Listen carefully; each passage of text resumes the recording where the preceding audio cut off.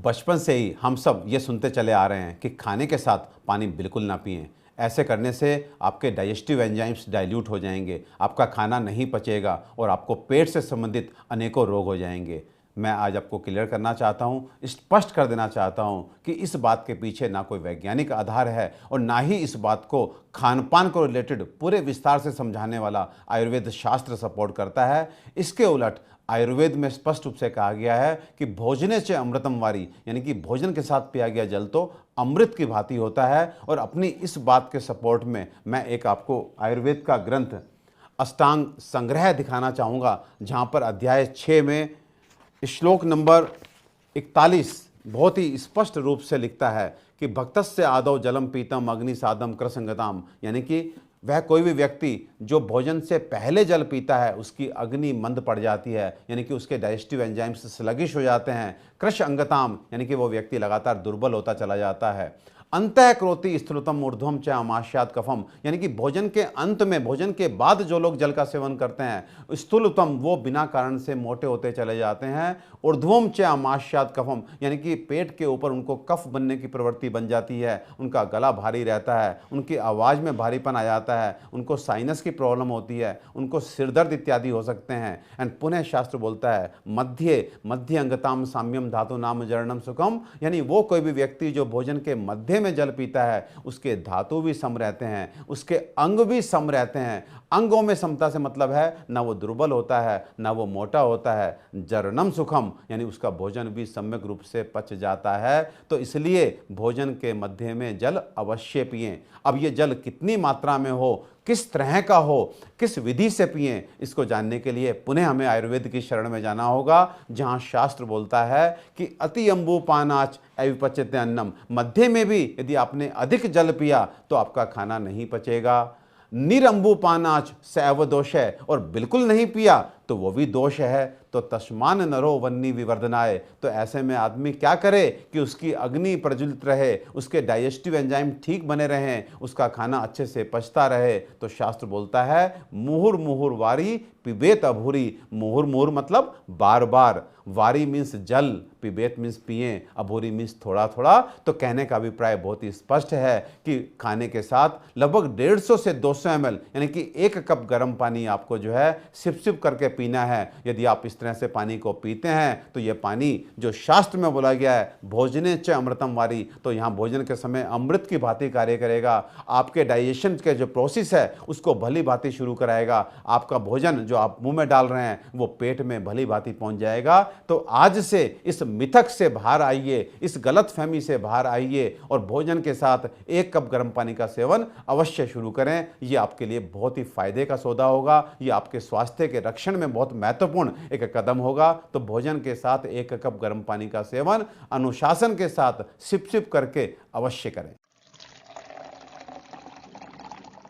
और अब यदि आप ये चाहते हैं कि पेट में पहुंचा आपका स्वादिष्ट भोजन भली प्रकार से पच जाए, आपको किसी तरह का इंडाइजेशन ना हो, आपको गैस ना बने, आपको एसिडिटी ना हो, आपको कब्जी ना हो, तो पुनः भोजन के बाद भी आपको जैसा आयुर्वेद में बतलाया गया है उसी तरह से पानी पीना पड़ेगा। शास्त्र बोलता है आम विष्टब्द्यो कोष्णम निष्पिपासो अपि पिबेत यावत्य क्लेदयन्ते अन्नम अति क्लेदो अग्निनाशने, यानी कि जिसको भी आमाजीर्ण है या विष्टब्दाजीर्ण है, ये सब अजीर्ण की कंडीशन है, इंडाइजेशन की कंडीशन है। यदि किसी को भी इस प्रकार अपच की शिकायत है तो उसको निष्पिपासो अपि पिबेत, एक थोड़े थोड़े अंतराल पे, यानी कि 1 घंटा 1.5 घंटे बाद जो है 1 कप गर्म पानी, प्यास ना हो तब भी पीना चाहिए। यावत्य क्लेदयन्ते अन्नम, जिससे कि उसका अन्न गीला होकर पचता रहे। लेकिन यहाँ पर ध्यान रखें अति क्लेदो अग्निनाशने, आपने पानी बहुत अधिक मात्रा में नहीं पीना है, नहीं तो फिर आपका अन्न नहीं पचेगा।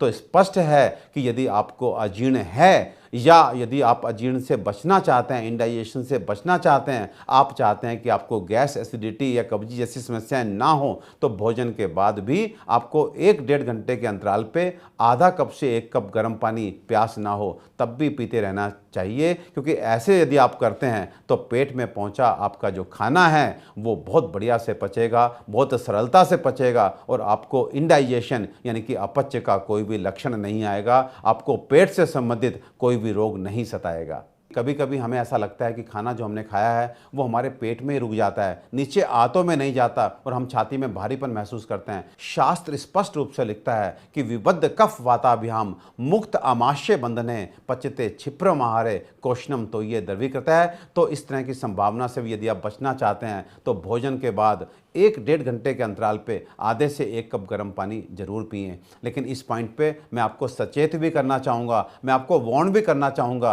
कि खाना खाने के बाद अधिक मात्रा में तेज़ी से एक साथ अधिक पानी कभी मत पीजिएगा, नहीं तो इससे आपको इंडाइजेशन यानी कि अजीर्ण निश्चित रूप से हो जाएगा। इस बात को व्यवहारिक रूप से समझाने के लिए मैं आपको बताना चाहूँगा कि आप जो भी खाना खाते हैं वो आपके पेट यानी कि स्टमक में लगभग 3 से 4 घंटे रुकना चाहिए।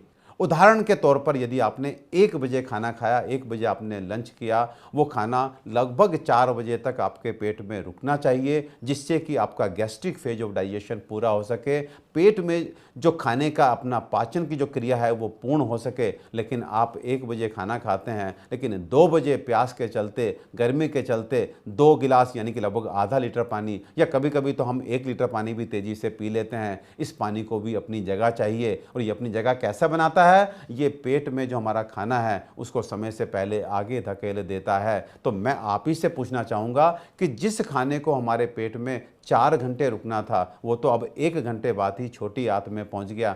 तो गैस्ट्रिक फेज ऑफ डाइजेशन का क्या होगा? क्योंकि जो एंजाइम्स हमारे पेट में हैं वो हमारी छोटी आंत में नहीं है। जो खाने के साथ मिलकर छोटी आंत में पहुंच गए वो वहाँ काम नहीं करेंगे, क्योंकि हमारे स्टमक का मीडियम, हमारे पेट का मीडियम एसिडिक यानी कि अम्लीय होता है, और हमारे ड्यूडेनम यानी कि छोटी आंत का मीडियम जो होता है वो क्षारीय यानी कि एल्कलाइन होता है। और कहीं ना कहीं हम एक तरह से अपच यानी कि अजीर्ण के रोगी बन जाते हैं, और इस अजीर्ण से पहले हमें पेट संबंधित रोग होते हैं जिसमें हमें गैस बननी शुरू हो जाती है, हमें एसिडिटी होती है, कभी हमें कब्जी की शिकायत मिलती है, और बाद में इसी अजीर्ण से हमें जो है धीरे धीरे बड़े रोग जैसे शुगर का बनना, ब्लड प्रेशर का होना, किडनी की बीमारियां, दिल की बीमारियां इत्यादि हो जाते हैं। तो मैं पुनः वार्न करना चाहता हूं कि एक साथ आपको अधिक मात्रा में तेज़ी से पानी कभी नहीं पीना है, क्योंकि सुबह के समय हमारा नाश्ता हमारे पेट में होता है, दोपहर में हमारा लंच हमारे पेट में होता है, कहीं ना कहीं रात में हम डिनर जो हम रात का खाना खाते हैं वो हमारे पेट में होता है। उसको 4 घंटे पेट में ज़रूर रखिएगा।